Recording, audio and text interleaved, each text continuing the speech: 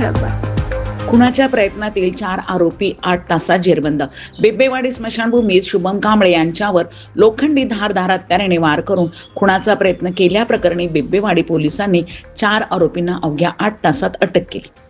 प्रदीप कश्यप, मयूर चव्हाण, शरद चव्हाण आणि तेजस आंबुरे अशी अटक केलेल्या आरोपींची नावे आहेत. 21 ऑगस्टच्या रात्री शुभम कांबळे यांच्यावर हल्ला केल्यानंतर आरोपी 2 मोटरसायकलवरून धायरीच्या दिशेने पसार झाले होते. पोलिसांनी 3 तपास पथके तयार करून धायरी परिसरातील लॉज, मंदिरे आणि इतर ठिकाणी शोध घेतला. मिळालेल्या गोपनीय माहितीनुसार धारेश्वर मंदिर परिसरात सापळा रचून पहाटेच्या सुमारास 4ही आरोपींना ताब्यात घेण्यात आले. या कारवाईत वरिष्ठ पोलीस निरीक्षक अश्विनी सातपुते, पोलीस निरीक्षक सुरेश बेंद्रे यांच्या मार्गदर्शनाखाली तपास पथकाने कामगिरी केली. पुढील तपास बिब्बेवाडी पोलीस करत आहेत.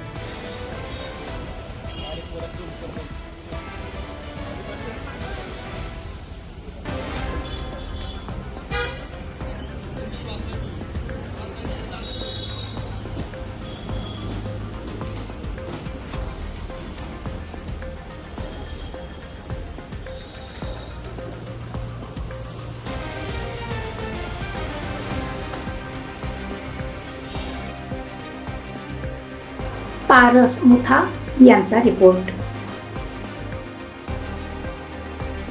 तुमच्या स्वप्नातील घरासाठी एक विश्वासू नाव.